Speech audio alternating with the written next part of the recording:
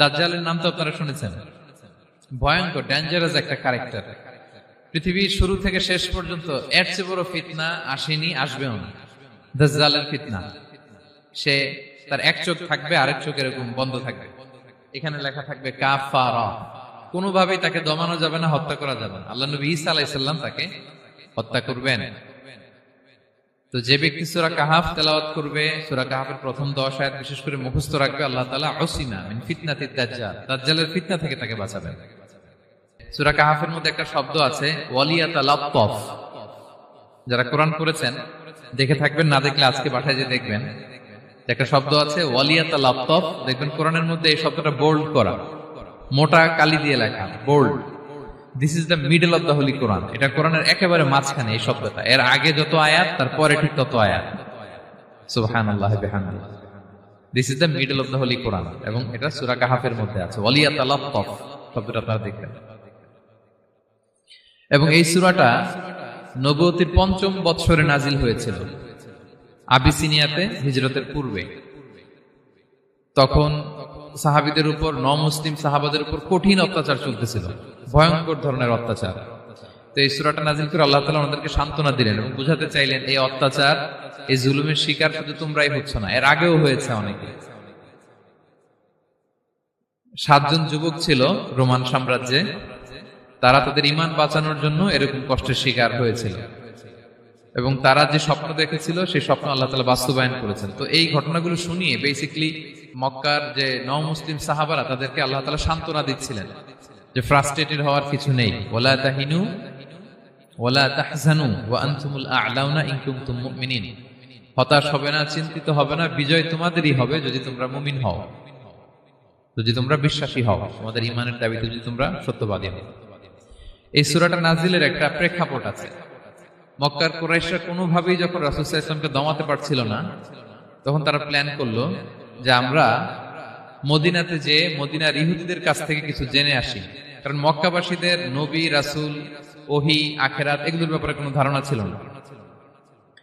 তো ফলে তারা কুরাইশরা নজর ইবনে হারিস এবং উকবা ইবনে আবি মুঈত এই দুইজনকে পাঠালো, তোমরা মদিনায় যাও, মদিনায় ইহুদিরা থাকে, ইহুদিদের কাছে তাওরাত নাজিল হয়েছিল, they have idea regarding prophets and আখিরাত, আখিরাত কি, নবী কি, এগুলোর আইডিয়া তাদের আছে।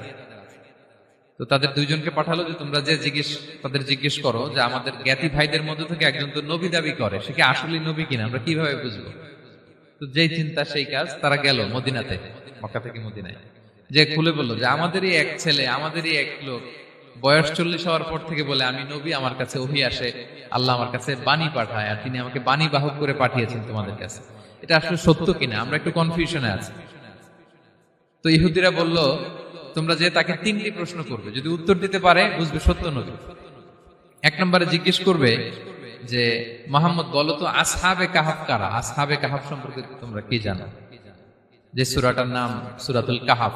কাহাফ মানে হচ্ছে কেই, গুহা, মানে গুহাবাসী। 7 জন যুবক এই গুহার ভিতরে আশ্রয় নিয়েছিল ঈমান বাঁচানোর জন্য। মুহাম্মদ তুমি যদি সত্য নবী হও বলো এই ঘটনাটা কি। 2 নম্বরে তাকে জিজ্ঞেস করবে জুলকারনাইন বাদশা সম্পর্কে কি জানে, সে কিছু জানে কিনা। 3 নম্বর তাকে জিজ্ঞেস করবে মা হুয়া রূহ, রূহ কি, যে রূহটা দেহে ঢুকলে মানুষ নড়ে চড়ে, প্রাণবন্ত একটা অ্যানিমেশন থাকে, এটা বের হয়ে গেলে সে ডেড বডি, লাশ হয়ে পড়ে থাকে। What is the origin of রূহ, স্পিরিট। এই 3টা প্রশ্নের উত্তর যদি জানে তাহলে আসলেই সে সত্য নবী। তারা এসে জিজ্ঞেস করলো মুহাম্মদ বলো আসহাবে কাহাফ কারা, বলো জুলকারনাইন কে, বলো রূহ কি। এই 3টা প্রশ্নের উত্তর যদি করতে পারো তাহলে বুঝবে তুমি সত্য নবী। রাসূল সাল্লাল্লাহু আলাইহি ওয়াসাল্লাম বললেন ঠিক আছে যাও, আগামীকাল উত্তর বলে দেব। তিনি ইনশাআল্লাহ বলতে ভুলে গেলেন।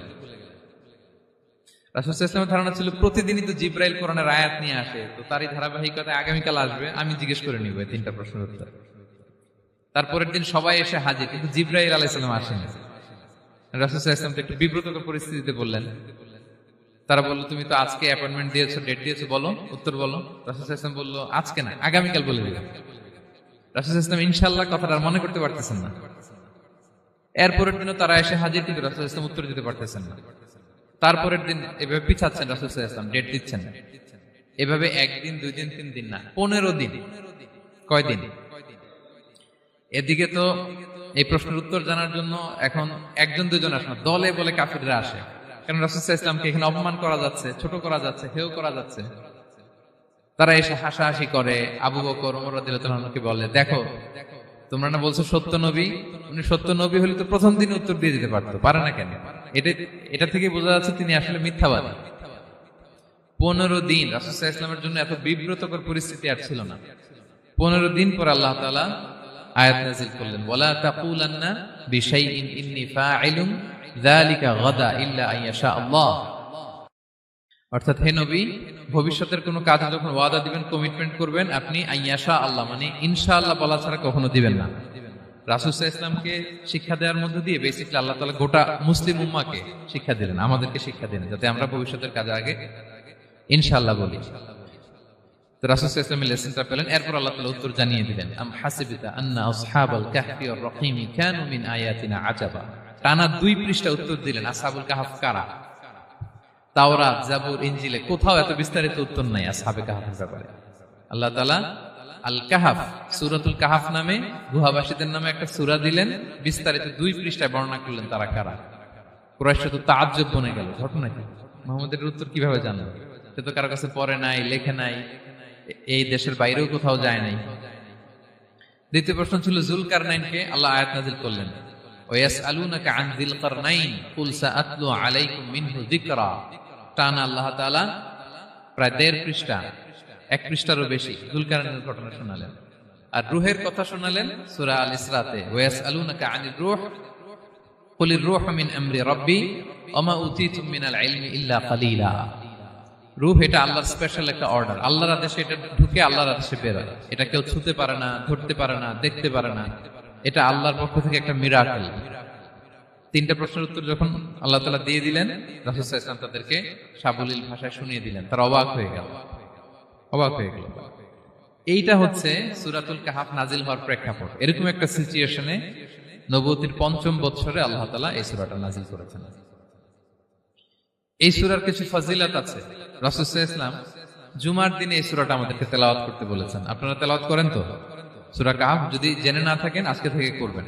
রাসূল সাল্লাল্লাহু আলাইহি ওয়াসাল্লাম বলেছেন যে জুমার দিনে যে এই সূরা কাহাফ তেলাওয়াত করবে, মান ক্বারা সূরাতাল কাহফি ফি ইয়াউমিল জুমআতি আদাআ লাহু মিনান নূরি মা বাইনাল জুমআতাইন। 2 জুমার মাঝখানে আল্লাহ তাআলা এই জুমার সময়টাকে তার জন্য আলোকিত করে দেয়। কি করে দেয়? আলোকিত করে দেয়। একটা নূর তার জন্য সেট করে, এই নূর তাকে হেদায়েতের পথে অবশিষ্ট রাখে। এটা হচ্ছে একটা। তাহলে জুমার দিন আমরা সূরা কাহাফ তেলাওয়াত করব, মনে করি এটা সুন্নাহ। জুমার দিনের সুন্নাহগুলোর মধ্যে থেকে একটা সুন্নাহ হচ্ছে সূরা কাহাফ তেলাওয়াত করা।